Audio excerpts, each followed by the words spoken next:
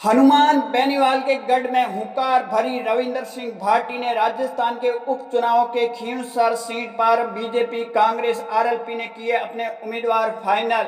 हनुमान बेनीवाल और कांग्रेस पार्टी का गठबंधन है वो होता हुआ नजर नहीं आ रहा है, क्योंकि दोनों पार्टियों के नेता के अगर बयान सुनोगे तो उससे साफ साफ लग रहा है कि गठबंधन होता हुआ नजर नहीं आ रहा है। दूसरी ओर रविंदर सिंह भाटी ने नागौर में हनुमान बेनीवाल के गढ़ में भरी हुंकार, जहां हजारों की तादाद में कार्यकर्ताओं ने स्वागत किया और हुजूम उमड़ा, उससे कहीं कहीं हनुमान बेनीवाल के लिए मुश्किलें बढ़ती हुई नजर आ रही है। क्या हनुमान बेनीवाल और रविंदर सिंह भाटी मिलाएंगे उपचुनाव के अंदर दोनों साथ में हाथ? ऐसा लगता हुआ नजर नहीं आ रहा है, परंतु हनुमान बेनीवाल के लिए इस बार मुश्किलें कम होती हुई नजर नहीं आ रही, क्योंकि हनुमान बेनीवाल चाहते थे कांग्रेस के साथ गठबंधन हो उपचुनाव के अंदर, परंतु अब दोनों तरफ से, अगर कांग्रेस की तरफ से या फिर हनुमान बेनीवाल की तरफ से देखोगे तो दोनों तरफ से जो बयान आ रहे हैं उस बयान से साफ साफ लग रहा है कि गठबंधन होता हुआ नजर नहीं आ रहा है। और बीजेपी है वो अपने उम्मीदवार लगभग फाइनल कर चुकी है। संभावित नाम है, मैं आपको बताता हूं कि बीजेपी में संभावित नाम किसके है। सबसे पहला बात की जाए तो बीजेपी में रेवत राम डांगा है, जो हनुमान बेनीवाल से 2023 के विधानसभा चुनाव में महज 2000 कुछ वोटों से चुनाव हारे थे, तो बीजेपी है एक बार हारे हुए चेहरे पर दाव लगा सकती है।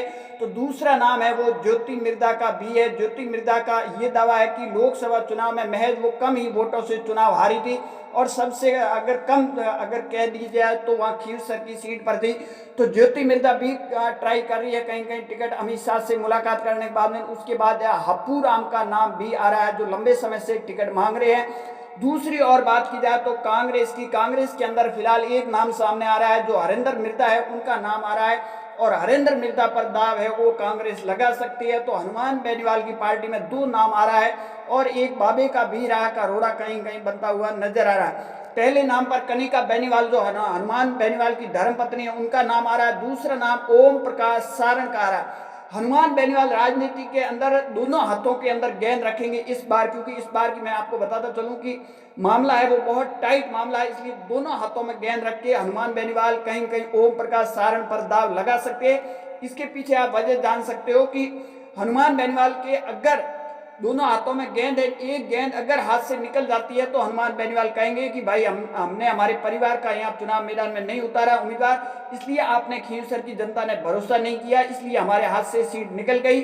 और दूसरी बात की जाए, दूसरी गेंद नहीं है, हनुमान बेनीवाल अगर अपनी धर्मपत्नी को चुनाव मैदान में उतारते हैं, चुनाव निकाल लेते हैं, तो कहीं कहीं हनुमान बेनीवाल सीधा के सीधा कहेगा कांग्रेस को कि भाई हमने बिना गठबंधन किए हुए भी चुनाव निकाल लिया।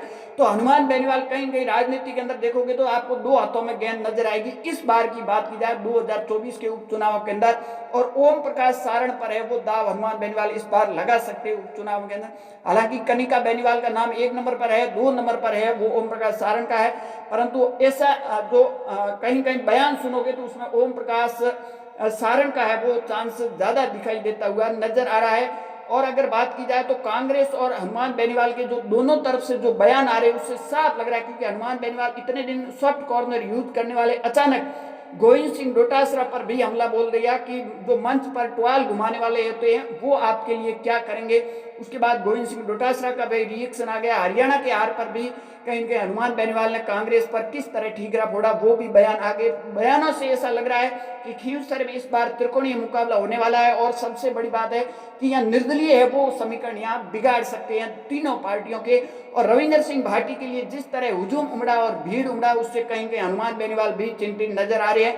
नागौर के अंदर जिस तरह रविंदर सिंह भाटी का स्वागत किया और हजारों की तादाद में युवा उमड़े, उससे तीनों पार्टियों के लिए मुश्किल खड़ी होती हुई नजर आ रही है। इस बार खींवसर के अंदर आपको त्रिकोणीय मुकाबला देखने को मिलेगा। नवंबर में चुनाव होने की संभावना भी जताई जा रही है। बीजेपी की पहली लिस्ट जल्दी आने वाली। आप सबकी इस पर क्या राय कमेंट सेक्शन जरूर देना। ज्यादा जानकारी के लिए हमारे यूट्यूब चैनल को जरूर फॉलो कीजिए।